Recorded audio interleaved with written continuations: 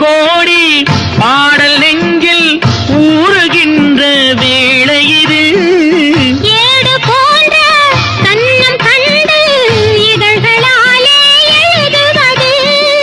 100 கோடி பாடல் நெஞ்சில் ஊறுகின்ற வேளை இது.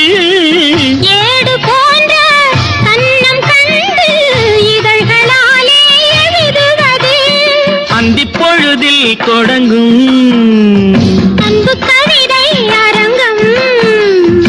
இளமைக்கு பொருள் சொல்ல வரவா, அந்த பொருளுக்கு மறு பெயர் உறவா.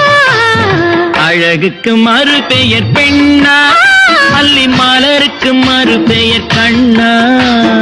தமிழுக்கு மறு பெயர்